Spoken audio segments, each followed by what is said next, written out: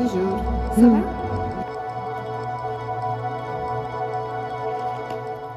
We're going grocery shopping. Am realizat că nu prea mai am mâncare în frigider. Deci o să iau decizia matură să mă duc să-mi cumpăr niște chestii pe care să le mănânc. Și după vedem, facem o cafea și m-am întors. Went grocery shopping, am luat ce aveam nevoie, mi-am făcut un sandwich, am încă unul. Încerc să mănânc un pic mai mult, zilele astea vreau să văd, să testez niște chestii, dar nu vorbim despre asta, că nu este niciun fel de subiect despre care aș putea eu să spun ceva, mai mult decât că sunt un alt om pe această planetă. M-am uitat ieri la Bugonia, m-am uitat la Materialist acum 2 zile, m-am uitat la Eternity acum 2 zile. I'm on a roll, mă uit la foarte multe filme, aparent, este o perioadă.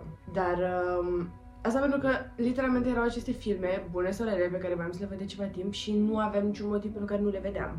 Pur și simplu.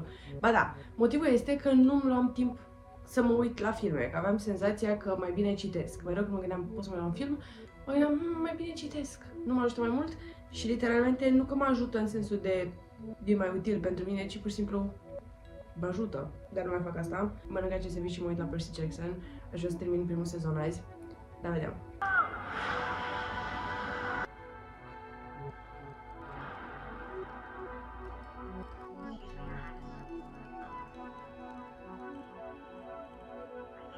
M-am uitat la niște episoade din Percy Jackson și este momentul să facem niște pilates, să planificăm ziua și apoi să fac literalmente ce am de făcut azi, că deja am stat un pic cam mult. Da, trebuie să facem pilates.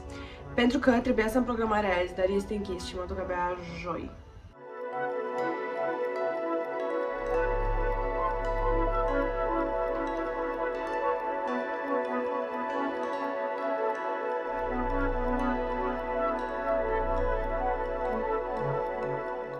Bună seara! Este marți și nu prea ne-am auzit azi, pentru că am făcut mai multe lucruri, dintre care cele pe care le-ați văzut.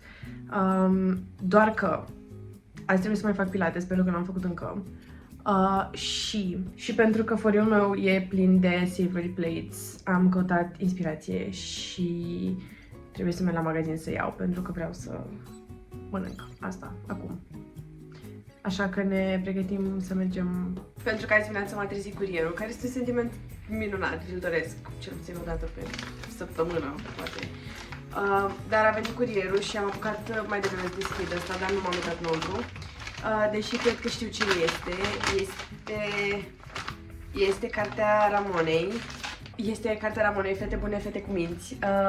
Ramona are 2 volume, din ce știu, 2 volume de poezie. Unul dintre ele am discutat la clubul de carte, la chiar a 2-a ediție a clubului de carte, adică acum 2 ani. În fine, cronologic sunt 2 ani, în realitate 1 an jumate.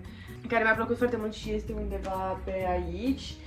Și ăsta este debutul ei în proză. Nu știu despre ce este despre feminitate, loialitate și libertate. Totul arată cu o voce calmă, lucidă și șocant de vie. Îmi place foarte mult cum scrie Ramona și în special pentru că rezonez foarte mult cu background-ul ei. Și în general mi se pare interesant să-i citești pe oameni pe care îi știi viața reală și am vorbit cu Ramona de nenumărate ori. Și sunt foarte curioasă cum e să citesc în proză. Deci asta e una dintre cărțile pe care le citim curând. Poate săptămâna asta. Cine poate ști?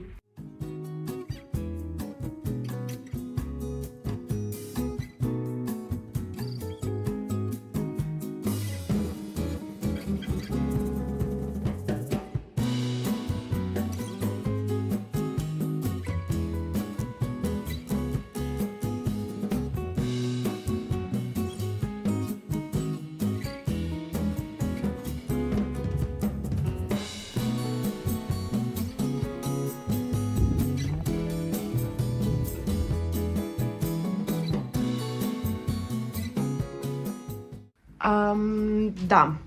Nu am mai vorbit de 2 zile. Am avut o zi nu foarte bună și o altă zi. Partea importantă este că am făcut sport în fiecare zi. Which is new to me. Atât de mult sport. Dacă se întâmpla anul ăsta, tot ce am făcut a fost să mai merg la o clasă de pilates o dată pe săptămână sau o dată la 2. Dar da, azi am fost la pilates, iar acum mă duc în mall. Pentru că trebuie să mai iau niște chestii. Și după aia mă duc la facultate.